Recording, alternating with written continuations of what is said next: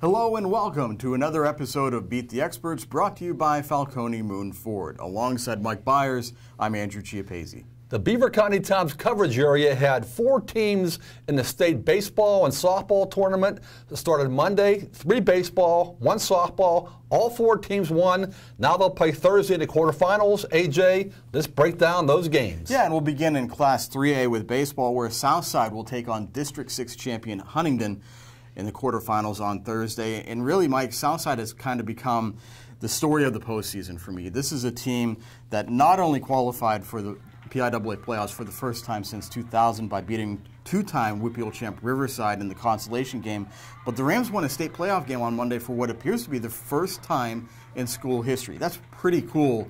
Yeah. And you know what? It comes a year after the Southside softball team lost in the WPIAL championship, but made history for Southside by reaching the state championship game. I'm wondering if maybe, just maybe, this baseball team, which seems to be a little bit of a Cinderella story, can make it all the way to the state championship game. They seem to have something going, especially after a big win on Monday in the first round. AJ, they do have something going. It's a very cool story. I will say this here. I like the way they compete. And I remember way back in March when I was talking to Coach Chip Hunter about his baseball team, what he liked about it. And he used that word, these kids like to compete. I will say this. They beat Greenville 17-3 in the first round game Monday. Greenville was very disappointing. Their pitchers gave up 8 walks and hit 3 guys early in the game. Give credit to Southside for getting hits when they had to, but Greenville was not exactly a quality opponent. And now Southside faces a team that has definitive state championship expectations in Huntington.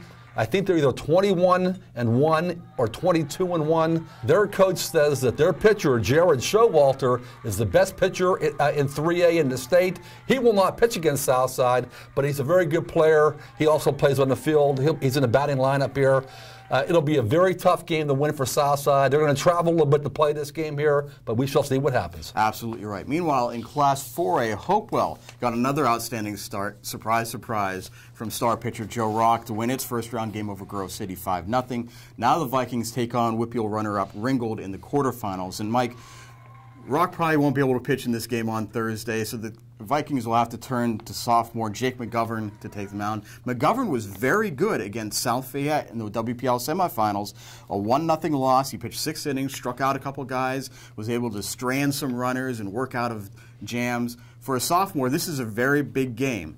And I'm very curious to see how this guy is going to be able to pitch, how he's going to be able to keep Hopewell in the game, because this should be a very winnable game for the Vikings. AJ, I agree. I think Hopewell can win this baseball game. And going back to McGovern, he's a sophomore who played football, basketball, and baseball for Hopewell. Baseball is his best sport. He bats leadoff for Hopewell, does a good job. He's left-handed pitcher, left-handed batter, a very good athlete. Ringgold made it to the WPIAL championship game, lost to South Fayette. Ringgold won its first-round game Monday against St. Mary's, and the game plays at Punxsutawney, a 4-3 win. That game was 0-0 after 5 innings. St. Mary's had a pitcher named Nate Beimel. He's the nephew of former Pittsburgh Pirates pitcher Joe Beimel. That game was 0-0 after 5 innings. When Beimel went out, Ringgold scored 4 runs. So I think Hopewell has a chance to advance to the semifinals. Meanwhile, in Class 5A, West Allegheny will take on Redland, the 4th-place team out of District 3 in the quarterfinals on Thursday. West Allegheny's bats sort of came alive again in the 9-5 win over District 10 champ Cathedral Prep on Monday. And the Indians have really given their pitchers plenty of run support all season long. They've scored 4 or fewer runs in a game just 3 times in 17 contests this year. West Allegheny's only 2 losses have basically been when the pitching has fallen apart. An 11-5 loss to Moon and 11-4 loss to North Hills, which eventually was the WPIAL champion. If the Indians can get even, I think, serviceable pitching on Thursday, I think they can be competitive. Redland is a good team. It's not going to be easy by any stretch, but it looks like West Allegheny's bats will come to play if they can get some pitching. AJ, I will say this. Redland is the number 4 seed out of District 3. A lot of good baseball teams out there. They traveled 430 miles from York County to play North Hills in that first-round game Monday down at Wild Things Park in Washington, PA.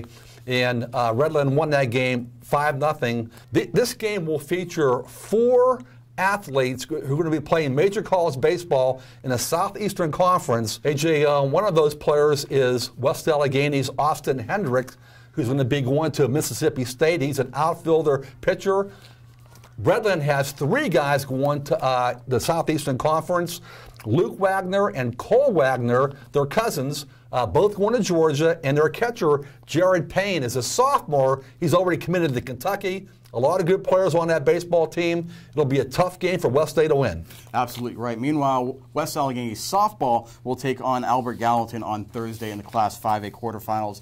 Albert Gallatin's a good team, a section champion that was upset by Thomas Jefferson in the WPL semifinals. The Jaguars ended up being a bit of a Cinderella story in softball this year. But West Allegheny is a veteran team that's played multiple games in the state playoffs in each of the past 3 years.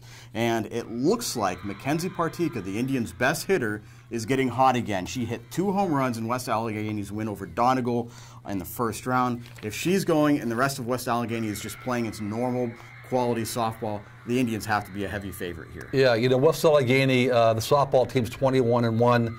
They're rolling. They're playing great softball, getting good pitching, great hitting, good fielding. They are going to advance to the semifinals.